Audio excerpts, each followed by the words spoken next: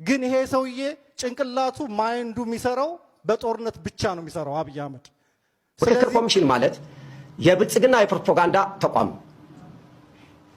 መጀመሪያ የምትመክረው እኮ ህዝብህ ሲኖር ነው።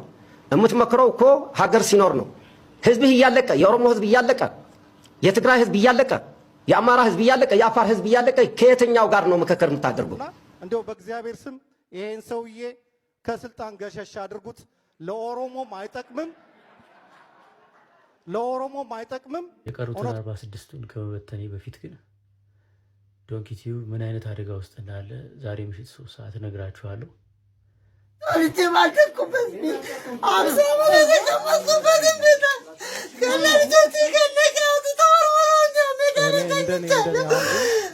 ጦረኛ መንግስት ባለበት ሰዓት ላይ ፍሬ ታፈራላችሁ ብዬም አልገምትም እና የምክክር ኮሚሽኑ እኔ ብዙም ወደ ፍሬ ሄዳል ብዬ አልገምትም። ምክንያቱም አሁን ሀገሪቱ በጦርነት ላይ እየታመሰች ነው ያለችው። ሰላም ለእናንተ ይሁን። እንደምን አላችሁ? እንደምን ቆያችሁ? አሜን። የአምላካችን የልዑል እግዚአብሔር ስሙ የተመሰገነ ይሁን። በአዲስ ቪዲዮ ተመልሻለሁ። እንግዲህ በዛሬው ቪዲዮ የምንመለከተው ሀገራዊ ምክክር ኮሚሽን ላይ ጠቅላይ ሚኒስትር አብይ አህመድን ያስጠነቀቀና እጅግ በጣም አስደንጋጭ የሆነ መልእክት በአደባባይ የተናገረ በሰዎቹ በተሰበሰቡበት በስብሰባው መካከል የተናገረ ግለሰብ አለ። እርሱ ምንድን ያለው ምንድን የሆነው እሱን የምንመለከት ነው። እንዲሁም ደግሞ ሀገራዊ ምክክር ኮሚሽን ላይ ፍጹም ተስፋ እንደሌላቸው አንድ የአፋር ወጣት ወይም ደግሞ አፋር ላይ የተወለዱ ግለሰብ የምክክር ኮሚሽኑ የመንግስት ቀኝ እጅ መሆኑን በድፍረት ተናግሯል ማለት ነው። እሱን የምንመለከት ይሆናል። እንዲሁም ደግሞ ተወዳጁ ኮሜዲያን እሸቱ ምንድነው የገጠመው፣ የዶንኪ ቲዩብ ባለቤት ምንድነው የገጠመው ድረሱልኝ የሚል መልእክት አስተላልፏል። ብዙዎች የተቀበሉት ይገኛል። በዚህ ጉዳይ ምንድነው የምታስቡ? ይህንን ቪዲዮ የምንመለከት ይሆናል ማለት ነው። ሁላችሁም ይህን ቪዲዮ ላይክ ማድረግ እንጀምር።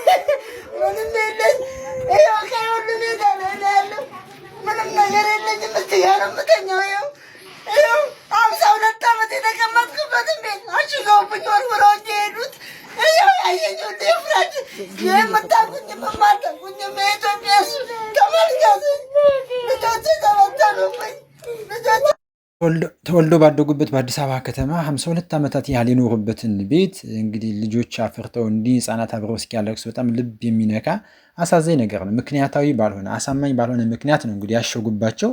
እንዲሁ የሚፈለግ ከሆነ ለልማቱም ለላምም ከሆነ ምክንያቱን መናገር እንዲሁም ደግሞ ሌላ ነገር ተጠባባቂ ነገር መስጠት አይገባም ወይ? በዚህ ልክ እኒህን ሽማግሌ ደካማ ሴትዮ ከነዚህ ህፃናት ጋር አውጥቶ በረንዳ ላይ ይመጣል ምን ማለት ነው? ወዴት አለ የመንግስት ፍትህ? ወዴት አለ? እባካችሁ የምታደርጉ የቀበሌ አስተዳደር የቀበሌ አመራሮች እባካችሁ ወደ ልቦናችሁ ተመለሱ። ሰው እንዲያዝንባችሁ እናቶች እንዲያለቅሱባችሁ አታድርጉ። እግዚአብሔር የድሃን በደልና ለቅሶ ቀስት ይሰማል። እንዲሁም ደግሞ ድሃ ተበደለ ፍርድ ተጓደለ ብላችሁ የምትሟገቱ የህግ አካላት በተለይ ደግሞ ኦርቶዶክሳውያን ህግ ላይ የምትሰሩ ወገኖች እባካችሁ ለዚህች እናት ጠበቃ ሆናችሁ በግል በነፃ ብታገለግሏት መልካም ነው። በዚህ ጉዳይ ላይ የእናንተ ሀሳብ ምንድነው? እንዲህ ያሉ ጉዳዮች ሲገጥም ምን ይሰማችኋል? እስኪ ሀሳባችሁን ኮሜንት ላይ አድርጉ። በእውነት እኒህ ህፃናት እንዲህ ገና ከሆናቸው ተበትነው ከእናታቸው እቅፉ ነው ሲያለቅሱ ማየት እጅግ በጣም ያሳዝናል። ከሆናቸው ገፈት መከራን ሲቀምሱ እጅግ ልብ ይሰብራል። አማራ ብቻ ነው ስልጣን ላይ መቀመጥ ያለበት፣ አማራ ብቻ ነው ሊቀ ጳጳስ መሆን ያለበት የሚል አስተሳሰብ ያላቸው ጭንቅላታቸው የቀነጨረ ትውልድ እየበዛ ስለሆነ እኛ ሰላማችንን መንግስት እንዲያስጠብቅ ፈልጋለሁ። ይህ ቪዲዮ አናታቸው ላይ አክሲማ ለደፉ፣ በእጃቸው በትረ ሙሴ ለያዙ፣ በቀኝ እጃቸው መስቀል በግራ እጃቸው ደግሞ የጦር መሳሪያን ይዘው በአዲስ አበባና ዙሪያ ላይ የሚገኙ ወጣቶችን ለጽንፍ እያደራጁ ላሉ ሊቃነ ጳጳሳት እንዲደርስልኝ ፈልጋለሁ። ይህንን ነገር የምናገረው እጄ ላይ ባለ በቂ ማስረጃ ነው። ያለውን ነገር እንመነው። በተለይ ደግሞ እዚህ ሚዲያ ላይ ያላችሁ ኦርቶዶክሳውያን ወጣቶች የተናገረውን ነገር እንመነው። ስለ ልጁ ማንነት በኋላ አመጣበታለሁ፣ ግን አሁን የተናገረው ነገር በቂ ማስረጃ አለኝ ብሏል። በመጀመሪያ ደረጃ ጳጳስ ሆኖ መሾም ያለበት አማራ ብቻ ነው ይላሉ።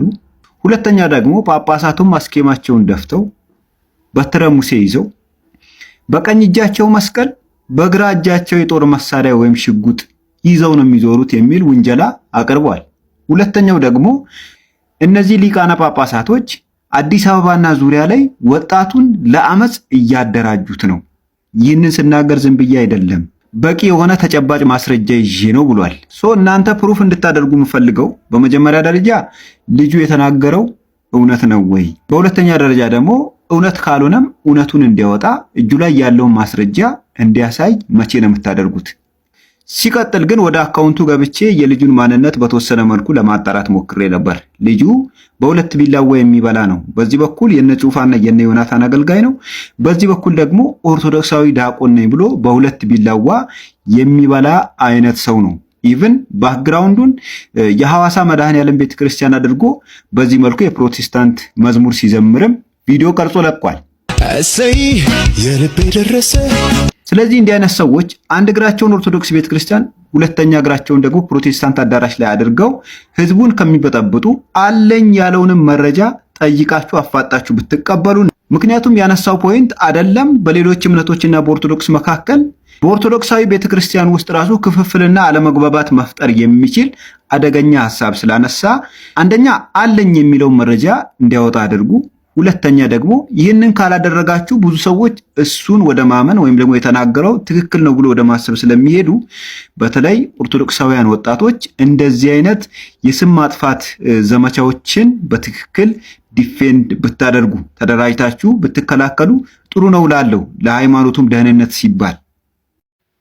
ወንድማችን ሳምሶን ከልብ እናመሰግናለን። በቅድሚያ በእውነትም ድንቅ የሆነ ምላሽ ስለሰጠና ይህንን ላም ባልዋለበት ኩበት የሚለቅም ስዳደግ አፉ እንዳመጣለት የሚናገር የሐሰት ከሳሽ ግለሰብ እንግዲህ ኦርቶዶክስ ቅድስት ቤተክርስቲያንን በዚህ ልክ ሲከሳት ተመልክታችኋል። ይህ ግለሰብ እንግዲህ ከዚህም በፊት ተደጋጋሚ ልቡና እግሩ ፕሮቴስታንት ያለ መስቀል ማተብ ባንገቱ አስሮ ለፕሮቴስታንት የሚሰራ የተሐድሶ ዋና አገልጋይ ሆኖ ቤተክርስቲያን የሚከስ ነው። ይኸውም ባልዋለችበት ባልፈጸመችው በደል ማለት ይሄ እንደቀላል የሚታይ አይደለም። ኦርቶዶክሳዊት ቅድስት ቤተክርስቲያን አባቶቻችን ሊቃነ ጳጳሳት ሽጉጥ በአንድ እጃቸው ሽጉጥ መስቀል ደግሞ በሌላ እጃቸው ይዘው የሚያገለግሉ እንዲሁም ደግሞ ወጣቱን ያስታጥቃሉ የሚል አደገኛ የሆነ የሐሰት ክስ ከስቷታል። ምንም መረጃም ማስረጃም በሌለበት ከሐሰት ከእውነት የራቀ ለሐሰት ብቻ የቆመ ይህ ግለሰብ በዚህ መልኩ የሰራው ነገር ከኋላው ማን እንዳለ የሚታወቅ ነው። ፕሮቴስታንት ሌሎችም ሃይማኖት ኦርቶዶክሳዊት ቅድስት ቤተክርስቲያን ጠላት አድርገው ከተነሱ እጅግ በጣም ቆይቷል። በዚህች 8 እና 7 ዓመታት ውስጥ የታየው እውነት ይሄ ነው። ኦርቶዶክሳዊት ቅድስት ቤተክርስቲያንን መወንጀል፣ መክሰስ፣ ማጥቃት፣ ቤተክርስቲያንን ማቃጠል፣ ምዕመኖቿን ማሳደድ፣ መግደል የሚመነጨው ከእንደዚህ አይነት የሐሰት ንግግር ነው። ምክንያቱም ሰው በልቡ የሞላውን በአፉ ይናገራል፣ በአፉ የተናገረውን ደግሞ በተግባር ይፈጽማል ማለት ነው። ስለዚህ እንዲህ ያሉ ግለሰቦች አንድ ግለሰብ ብቻ አይደለም፣ ከኋላቸው የተደራጀ ብዙ ኃይልና ብዙ ግለሰቦች እንዳሉ መታወቅ መረዳት ያስፈልጋል። ስለዚህ ይህንን ሰው በሕግ እንዲጠየቅ ሁላችንም መስራት መቻል አለብን። በዚህ የቆሸሸ አንደበቱ ሊናገራት የሚቻል ቅድስት ቤተክርስቲያን እንደሌለች ማሳየት መቻል አለብን። ሁላችሁም ይህን ቪዲዮ ሼር አድርጉት፣ ይድረስ። በተለይ ለሕግ አካላት የሕግ ጠበቃ ኦርቶዶክሳውያን ይህን ጉዳይ ይዘው ልጁ ለፍርድ እንዲቀርብ መጠየቅ መቻል አለብን። ሀሳባችሁ ምንድነው? በዚህ ጉዳይ ላይ እናንተ ሀሳብ በጣም ጠንቀቅ ብለን ልንፋረደው ኃይል ልንለው ይገባል ማለት ነው። እስኪ ወንድማችን ኮሜዲያን የዶንኪ ቲዩብ ባለቤት እሸቱ መለሰ ምንድን ነው የደረሰው? የደረሱልኝ ጥያቄ ያቀርባል። ምንድን ነው ያጋጠመው? እስኪ ቪዲዮ እንየው፣ ከራሱ አንደበት እንስማው። ዩቲዩብ ቻናላችን አሁን ላይ በኢኮኖሚ ደረጃ ሰርቫይቭ ማድረግ አቅቶታል። ይሄን ሰርቫይቭ ለማድረግ ብዙ ነገር አድርገናል። ለምሳሌ በጣም ብዙ ሰራተኞች ለመልቀቅ ተገደናል።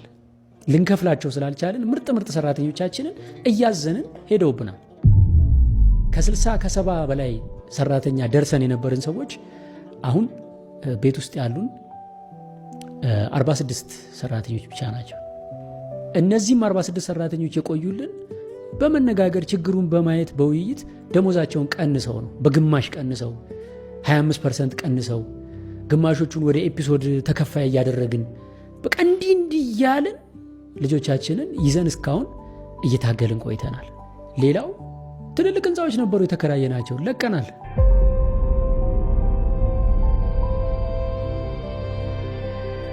ተስፉ ሲኒማ ድንቅ ልጆች የምንቀርጽበት አልቻልንም፣ ለቀቅን። አንድ ሙሉ G+3 ህንፃ ላይ ነበር ያ ሁሉ ሰራተኛ የሰፈረው፣ ለቀቅን፣ አልቻልንም።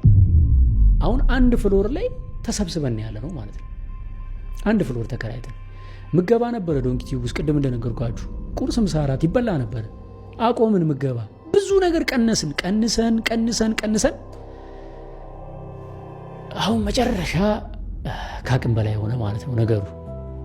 ሰዎች እሸቱ በጣም ሚሊዮነር ነው፣ ብዙ ብር አለው፣ ንብረት አለው ብለው እርግጠኛ ሆነው ያወራሉ። ኦፍኮርስ እኔም ሲያቀብጠኝ ሲሉ ሰምታ ዶሮ ሞተች ቀጢስ ገብታ ይባል። አንድ ቀን ሰይፉ ላይ ቢሊዮነር ሳልሆን አልሞትም ብዬ ቀላል መስሎኛ። ያው ቢሊዮነር ሞቲቬሽን እኮ ነው። ሞቲቬሽን ሰምቼ ተወስውሼ እንደዛ ብዬ ነበረና ሪያሊቲው ግን ኢትዮጵያ ውስጥ አሁን ላይ ቢዝነስ የምትሰሩ ሰዎች ታውቁታላችሁ ምን ያክል ከነዳጅ አቅም ስንት ብር ነው አሁን መንቀሳቀስ ጤፍ ስንት ብር ነው? እያንዳንዱ እንቅስቃሴያችን በገንዘብ ነች አይደለ? የሚመጣው ገንዘብ ምናልባትም እንደው ዩቲዩብ ዶላር ስለሆነ ነው እስካሁንም ሰርቫይቭ ያደረግ ነው እንጂ እንዴት ሆኖ ማለት እኔ እንግዲህ ንብረት አለው ከተባለ እናንተ የምታውቁት ነው። የማታውቁት ንብረት የለም። ኢትዮ ቤስት ሪል ስቴት ቤት ገዝተናል። መጀመሪያ የሜላትን መኪና ሸጠን ገዛን። ከዛ ቢሮአችን ሃይሩፍ ነበረችን አንድ አይናችን። የመጨረሻው ክፍያ ቀኑ ሲደርስብን ስንጨነቅ በባንክ ገዝተነው የነበረውን ፕራዶ ሸጠን ነው የቤቱን ከፍለን የጨረስ ነው ማለት ነው። ከረጅም ጊዜ በኋላ አንድ ጉዳይ ላስቸግራችሁ መጣሁ። በእኔ ስም ልለምናችሁ። እርግማን ሆኖብን በአበሻ ምድር ላይ ደግ አይበረክትም እንዳለ ገጣሚው መልካም ስራ የሚሰራው ኮሜዲያን እሸቱ በችግር ላይ በፈተና ላይ ወድቆ ለኛ ጥሪ ሲያቀርብ ማየት በጣም ያማል። ስፖንሰሮች ስፖንሰር እንዳያደርጉት የተለያዩ ስራዎች ተሰርቶ ዛሬ ከ30 በላይ ቋሚ ሰራተኞችን ለማባረር ጫፍ ላይ ደረሰ። በመላው ዓለም የምትገኙ በተለይም በአሜሪካ፣ ካናዳ፣ አውሮፓ፣ አውስትራሊያ የምትገኙ ኦርቶዶክሳውያን በተለይ ደግሞ በዚህ በኔ ቲክታክ ፕላትፎርም በተለያዩ ሶሻል ሚዲያዎች የምትከተሉኝ፣ የምታውቁኝ፣ የምትወዱኝ አንድ ጉዳይ ልለምናችሁ። ኮሜዲያን እሸቱ ዩቲዩብ ቻናል እየገባን ሜምበርሺፕ ጆይን እናደርግ። ኔትፍሊክስ ሌላ ጆይን ያደረግነው እንኳን ለዚህ መልካም ሰው በእኔ ስም ልለምናችሁ ጆይን አድርጋችሁ። ወንድማችን ፋሲካው ከልብ እናመሰግናለን። በእውነት ሰው የጠፋ ጊዜ ሰው ነው መገኘት ማለት ይሄ ነው። እንግዲህ ወንድማችን በግልጽ የዶንኪ ቲዩብ ባለቤት የምንወደው እሸቱ መለሰ በጣም ድንቅ ስራ ይሰራ። በተለይ ለኦርቶዶክስ ቤተክርስቲያን በአቅሙ የሚችለው እንዲሁም ደግሞ በግለሰብ በግሉም ብዙ በጎ ነገር የሚያደርግ ወጣት ሆኖ ብዙ ነገሮችን መስራት የቻለ ግለሰብ ነው። አሁን ደግሞ ደከመኝ፣ ግዙኝ፣ ተረዱኝ እያለ ባለበት ሰዓት ልናግዘው፣ አብረን ከጎኑ ልንቆም ይገባል ማለት ነው። እንግዲህ በርካታ ሰራተኞች ነበሩት በውስጡ ቻናሉን የሚያስተዳድሩት ወይም በቻናሉ ስራ ውስጥ የሚሳተፉ ማለት ነው። እነዚህን በልዩ ልዩ ችግር ምክንያት እያሰናበተ ይገኛል። አሁን የእኛን ድጋፍ ፈልጓል፣ ጥሪ ያስተላለፈ ይገኛል። ስለዚህ አለንልህ ከጎንነ ልንለው ይገባል። መገፋፋቱን እናስወግድ። በተለይ ኦርቶዶክሳውያን መደጋገፍ፣ መረዳዳት ያስፈልጋል። ይህን የመሰለ ልጅ ከሚዲያው ልናጣው አይገባም። ብዙ ስራዎችን እየሰራ ያለ ስለሆነ እንደ ማንኛውም ሰው ድካም አለበት። ድካሙን አንመልከት። አሁን እየሰራ ያለው ነገር በጎ ነገር ሰርቷልኝ። ስለዚህ ልንደግፈው፣ አይዞ ልንለው ይገባል። እስኪ እንግዲህ በሀገራዊ ምክክር ኮሚሽን ላይ እጅግ በጣም ስጋት የሆኑ ነገሮች እየተፈጠሩ ይገኛሉ። በርካታ ሰዎች ስጋታቸውን እያቀረቡ ይገኛሉ። በአደባባይ በስብሰባው መሀል ስጋታቸውን የገለጹ አንድ የአፋር ወጣትና ጠቅላይ ሚኒስትሩን ሁሉ እጅግ በጣም አስደንጋጭ ነገር ተናገሩ ግለሰቦች አሉ። እስኪ እንመለከታቸው። ምክክር ኮሚሽን ማለት የብልጽግና የፕሮፓጋንዳ ተቋም። መጀመሪያ የምትመክረው እኮ ህዝብህ ሲኖር ነው። የምትመክረው እኮ ሀገር ሲኖር ነው። ህዝብህ እያለቀ፣ የኦሮሞ ህዝብ እያለቀ፣ የትግራይ ህዝብ እያለቀ፣ የአማራ ህዝብ እያለቀ፣ የአፋር ህዝብ እያለቀ ከየትኛው ጋር ነው ምክክር የምታደርጉ? ኢትዮጵያ ውስጥ እየተደረጉ ያሉ ወንጀሎች ማስቆም ይችል ነበር በእውነተኛ ሀቅ ከተመሰረተ። ቀድሞ ወንድሜ ብሎታል። የትግራይ ጉዳይ አዲስ አበባ ሆነ ትመክራለህ? እኔ አንድ ምንድነው የሚባለው አቶ መምህር ገብረ ኪዳን ነፍሳቸው ይማራቸውና ስለ አዲስ አበባ ስለ ትግራይ ሸዋ አይመከርም። የትግራይ ጉዳይ ትግራይ ነው የሚመለከተው፣ የትግራይ ህዝብ ነው የሚመለከተው። ስለዚህ ምንድነው የሚባለው በአፋርኛ ማይሳበካል ቶመሚ ማይሰራ ለሐልማታ ማይብ ለአፋር ሲፈጠር የተበላሸ ነገር መጨረሻውም የተበላሸ ነው። መርሁ ሲፈጠር የተበላሸ ነገር መጀመሪያ መጨረሻውም የተበላሸ ነው። እሺ አመሰግናለሁ። እንግዲህ መቼም ሁለተኛ ስንገናኝ መሰለኝ። የምክክር ኮሚሽኑ በእውነት በመጥፎ ታይም ላይ ነው የተሾማችሁት። ህወሓት ስልጣን ላይ ተወግዶ አብይ ሲመጣ ቢሆን አትሊስት የሆነ ፍሬ ታፈሩ ነበር። አሁን ግን እንደኔ አሁን ግን ጦረኛ መንግስት ባለበት ሰዓት ላይ ፍሬ ታፈራላችሁ ብዬም አልገምትም እና የምክር ኮሚሽኑ እኔ ብዙም ወደ ፍሬ ይሄዳል ብዬ አልገምትም። ምክንያቱም አሁን ሀገሪቱ በጦርነት ላይ እየታመሰች ነው ያለችው። የሌላ ሀገር ወራሪ እንደመጣ ሁሉ በአማራው ላይ ድሮን፣ ጄት፣ እግረኛ፣ መድፍ፣ ታንክ የሀገሪቱን ጦር ሰራዊት እንዳለ አማራ ክልል አስገብቶ እየጨፈጨፈ ባለበት ሰዓት ላይ የምክክር ኮሚሽኑ ኢፌክቲቭ ይሆናል ብዬ አልገምትም። ስለዚህ እኔ እንደኔ ምክር እንደው ይሄ ሰውዬ ምክንያቱም ጭንቅላቱ በጦርነት የተሰራ ነው አብይ አህመድ እና ቢያንስ ይሄን ሰውዬ እንደው ዞር ብሎ እንደው ሽግግር መንግስት የሚቋቋምበት ነገር ፕላትፎርም ብትፈልጉ አሳስባለሁ። ሌላው ምንድነው እንደምታዩት ህወሓት ስልጣን ላይ በነበረበት ሰዓት ላይ በትግራይ ስም ተመድቦ ያው የትግራይ መንግስት ተብሎ በትግራይ ህዝብ ላይ ነበር ጥላቻ ሲነዛ የነበረው። አሁንም ቢሆን ትንሽ የግሩፕ እንደምታዩት እነ ሽመልስ አብዲሳ እና አዳነች አቤቤ እና አብይ የፖሊስ ኮሚሽነሩ 10 አለቃ ብርሃኑ ጁላ እነሱ ተጨማምረው የኦሮሞ ማህበረሰብ እያስጠሉ ነውና በተቻለ መጠን እንደው ከዘረኝነት ነፃ የሆነ መንግስት እንዲቋቋም አገሪቱ የምትፈልገው መንግስት እንዲቋቋም ብታሳስቡ። ይሄ ሰውዬ በምንም ነገር እስካለ ድረስ የምክክር ኮሚሽኑ ኤፌክቲቭ አይሆንም። ህዝብ እየተገደለ ነው ያለ። በኦሮሚያ ኦሮሞዎች እየሞቱ ነው ያሉት። በትግራይም ያዣበበው ጦርነት እያያችሁ ነው። አማራ እየተጨፈጨፈ ነው ያለ። እኔ እውነቱን ነው የምናገረው። ሰላም ቢሆን ደስ ይለኛል። ኦሮሞ፣ አማራ፣ ከምባታ፣ ሀዲያ አንድ ቢሆን ደስ ይለኛል። ግን ይሄ ሰውዬ ጭንቅላቱ ማይንዱ የሚሰራው በጦርነት ብቻ ነው የሚሰራው አብይ አህመድ። ስለዚህ በተቻለ መጠን እኔ በእውነት ታሳዝኑኛላችሁ እዛ ያላችሁት። ለኢትዮጵያ ብዙ ነገር መስራት የምትችሉ ሰዎች ናችሁ። ስለዚህ በዚህ ሰዓት ወቅቱ አይመስለኝም ምክክር ኮሚሽን። በተቻለ መጠን እናንተ እንደውም ሄዳችሁ ስልጣን ልቀቅና የምክክር ኮሚሽን ስልጣን ለቀህ የሽግግር መንግስት አቋቁም ብትሉት የተሻለ ይመስለኛል። እኔ ይሄን ለመናገር እንትን አይደለም እና እንደው በእግዚአብሔር ስም ይሄን ሰውዬ ከስልጣን ገሸሽ አድርጉት። ለኦሮሞም አይጠቅምም። እውነቱን ንገራችሁ፣ ለሁሉም ነገር አይጠቅምም። እነዚህ ሁለት ግለሰቦች እንግዲህ ሀገራዊ ምክክር ኮሚሽን ላይ ያላቸውን ተስፋና ስጋት እንዲሁም ደግሞ ሀገራዊ ሁኔታውን በተመለከተ በድፍረት በግልጽ እንዲህ ያለውን ጥያቄ በስብሰባ መሀል ላይ ጠይቋል። ያው ብዙዎች ሀገራችን እንደተለመደው አጭብጭቦ መውጣት ነው፣ ሀሳቦችን የመሞገት ግልጽ እውነቱን የመናገር ፍርሃት ይታይብናል። እነዚህ ወንድሞች ግን በድፍረት ያለውን ሀቅና እውነት በተለይ ደግሞ የተሰማቸውን ስሜት ገልጿል። እናንተስ በዚህ ጉዳይ ላይ ሀሳባችሁ ምንድን ነው? በእርግጥም እየሆነ ያለው ነገር ነው? ሀገራዊ ምክክር ኮሚሽን ሰዓቱ አይደለም? አሁን አሳታፊነቱ እጅግ በጣም ያጠራጥራል የሚሉ ጉዳዮች ብዙ ሰዎች ሀሳባቸውን እያነሱ ስለሚገኙ የእናንተ ሀሳብስ ምንድን ነው? ሀገራዊ ምክክር ኮሚሽን ምን ፋይዳ ይዞ ይመጣል?